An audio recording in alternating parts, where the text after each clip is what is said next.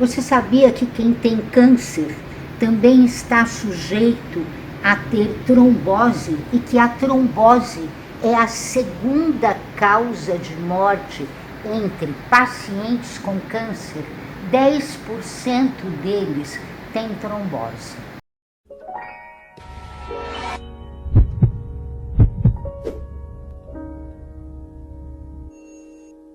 E é sobre isso que eu converso hoje com o médico hematologista, patologista, Dr. Daniel Dias Ribeiro. Nós vamos conversar à distância, aqui da janela da Paulista, e o doutor está lá, em alguma janela de Belo Horizonte, Minas Gerais. Esse é o programa Só Saúde, inaugurando a sua 22ª temporada na janela da Paulista. Isabel, queria agradecer pela oportunidade de a gente estar batendo esse papo aqui sobre trombose e câncer, e é isso mesmo, né? A trombose é a segunda causa de morte nos pacientes oncológicos, né? E acho que é importante falar que é uma causa potencialmente evitável, então, o que aumenta ainda mais a importância de a gente estar discutindo isso, né? Foi descrita a primeira vez em 1865 por Armand Trousseau, que estudava lesões gástricas, e ele observou que os pacientes que tinham lesão gástrica e que apresentavam trombose, na verdade, tinham câncer gástrico. E o mais interessante dessa história, interessante não, mas curioso dessa história, é que Trousseau morreu de câncer gástrico. E que ele tinha uma lesão gástrica, ele sabia, tinha dispepsia, tinha sintoma gástrico, e quando ele fez uma trombose, ele escreve uma carta falando que agora o destino dele estava selado, que aquela lesão gástrica que ele tinha era um câncer, uma vez que ele tinha apresentado uma trombose. Tá? Rapidinho, o que é a trombose? A trombose é simplesmente um coágulo que forma no lugar errado. Né? O sangue da gente precisa de coagular quando a gente tem alguma lesão do endotélio, da parede do vaso, mas quando a gente começa a ter trombos que acontecem no interior de vasos íntegros, a gente tem a oclusão daquele vaso, e isso é que a gente chama de trombose. E onde ocorrem essas tromboses? Na perna, na cabeça, onde? Bom, onde é que acontecem as tromboses? Né? Quando a gente pega os pacientes não oncológicos, a gente vai ver que 65% a 70% das tromboses acontecem em perna, 25% a 30% das tromboses acontecem em pulmão, e os outros 5% que sobraram vão acontecer em serenoso cerebral, em tromboses de vasos abdominais, né, os esplâncnicos, né, vasos esplâncnicos, que é a veia esplênica, mesentérica, veia porta, vasos hepáticos, veia renal, veia cava, membro superior. Então, são as tromboses que a gente chama de sítio pouco usuais. Doutor Daniel, por que os pacientes com câncer têm mais trombose do que o resto da população, né? O que a gente tem diferente no paciente oncológico é que essa proporção entre trombose de perna e embolia pulmonar é um pouquinho diferente. A gente, nas coortes, né, nos estudos que avaliam pacientes com trombose e câncer, a gente consegue ver claramente que existe uma incidência maior de embolia pulmonar quando a gente compara com pacientes não oncológicos. Um dos possíveis motivos disso é que, diferente do paciente que não tem câncer, o paciente com câncer ele é submetido a tomografias de estadiamento, de avaliação de resposta ao tratamento, e muitas vezes eles conseguem, esses exames que são feitos com outro objetivo, eles acham embolia pulmonar, eles acham um trombo dentro do pulmão. Tá? E que muitas vezes acontecem em pacientes com pouquíssimos sintomas. Então, o paciente oncológico ele vai ter a trombose que a gente chama de incidental, que é achada ao acaso, né, durante um exame de estadiamento desse, e que vai ser tratada como se fosse uma trombose sintomática. Né? Isso, então, é uma característica diferente que a gente tem quando a gente compara o paciente oncológico com o paciente não oncológico. Por quê? É por causa da própria doença que predispõe a isso, ou é por causa do tratamento? E por quê? Né? Por que essa incidência de trombose é aumentada nos pacientes com câncer? 3 fatores importantes. Tá? Então, primeiro que a gente vai ter é relacionado ao tipo de tumor. Então, a gente sabe que os tumores de estômago, os tumores pancreáticos, os gliomas, né, que são tumores do sistema nervoso central, de cérebro, eles têm uma incidência aumentada de trombose porque eles secretam na corrente sanguínea da gente substâncias que fazem com que o sangue coagule.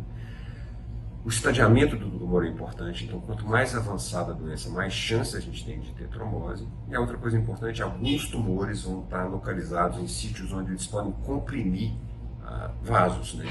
Então o tumor de mediastino, o linfoma mediastinal, muitas vezes ele comprime vasos cervicais ou vasos de membro superior, fazendo com que a gente tenha trombose por estase. O sangue não corre ali e a gente tem mais chance de trombosar.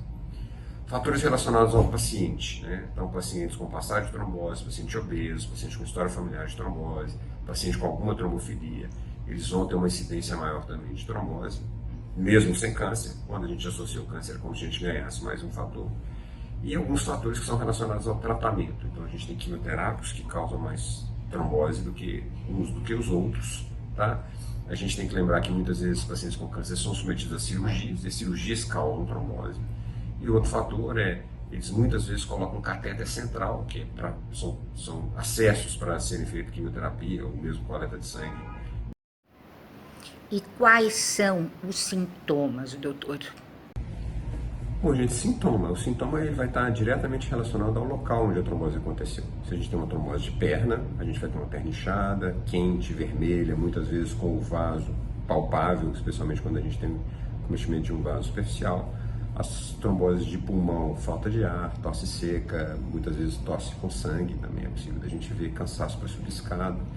E quando a gente tem trombose em outros sítios, membro superior, o braço vai inchar, a gente vai ter um peso no braço, dor. Tromboses abdominais, a gente vai ter desconforto abdominal, às vezes crescimento do baço, às vezes crescimento do fígado, se for uma trombose de veias hepáticas, enfim. A sintomatologia, ela é totalmente dependente do local onde a trombose acontece, tá? E como eu já expliquei, né, no paciente com câncer a gente tem uma particularidade que às vezes a gente acha uma trombose quando a gente vai fazer um estadiamento do tumor ou quando a gente vai avaliar a resposta ao tratamento. Então muitas vezes os pacientes não têm sintoma e a gente acha lá a famosa trombose incidental, tá?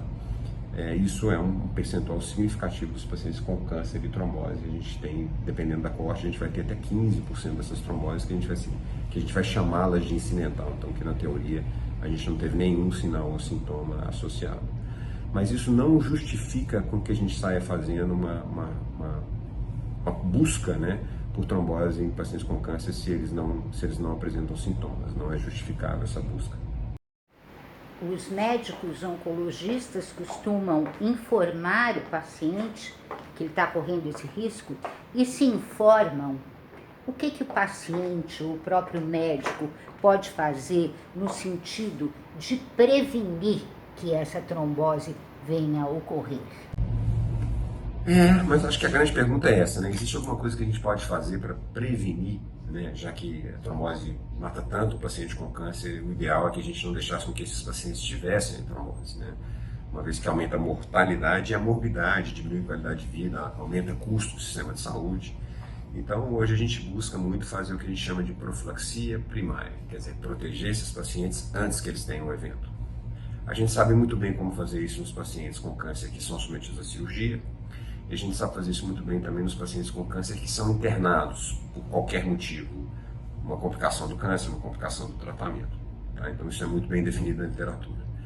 Mas a maioria desses pacientes, gente, vai estar ambulatorial, quer dizer, eles não vão estar internados, e eles vão estar fazendo quimioterapia a nível ambulatorial.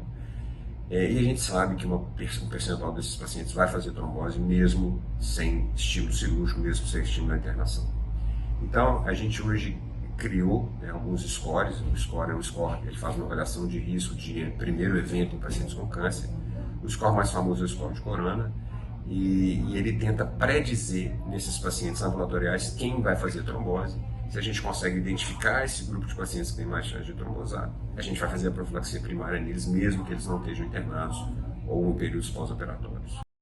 Mas, doutor Daniel, se a trombose acontecer, o paciente então vai ser submetido a um outro tratamento, além do que ele já faz para o câncer, para tratar a trombose? Como é que é isso? Como é que fica isso? Como é esse tratamento? Bom, como é que a gente trata? A gente trata a trombose no paciente com câncer exatamente igual a gente trata a trombose no paciente sem câncer. A gente inicialmente tinha as heparinas e as antagonistas da vitamina K. Hoje a gente tem uma nova classe de drogas que são os anticoagulantes orais diretos contra o fator 2 ou contra o fator 10. As drogas que foram aprovadas para tratamento do câncer são contra o fator 10, contra o fator 2 ainda não foi aprovado. E o objetivo do tratamento é fazer com que aquele coágulo ali não aumente de tamanho, com que eu não tenha uma nova trombose, uma vez que a gente sabe que a incidência de novos eventos é maior quanto mais perto do evento inicial. Quem vai fazer dissolução do coágulo no próprio organismo Em algumas raras situações, a gente vai usar drogas que são fibrinolíticas, que vão dissolver o coágulo. Acho que o que é importante da gente falar do tratamento da trombose no câncer é que são pacientes que a gente precisa de estar próximo deles, tá? Por quê? Porque eles têm tanto um aumento no risco de sangramento relacionado à anticoagulação, quanto uma maior incidência de recorrência de trombose mesmo durante o tratamento, obviamente quando a gente compara com os pacientes sem câncer. Então são pacientes que merecem cuidados, que têm que estar acompanhados. E quando a gente pensa em sangramento, é importante a gente lembrar que pacientes que têm tumor ativo de trato gastrointestinal são pacientes com uma chance maior de sangrar, especialmente quando a gente usa esses novos anticoagulantes, esses DOACs, esses anticoagulantes orais diretos. Doutor Daniel, muito obrigada por sua presença aqui na Janela da Paulista, no nosso programa Só Saúde, inaugurando sua 22ª temporada, coincidentemente no ano de 2022. Bom, pessoal, é isso. Acho que eu queria agradecer essa oportunidade de a gente estar batendo esse papo. Estou aqui à disposição para a gente conversar sobre esse tema tão desafiante, né, e tão importante, né?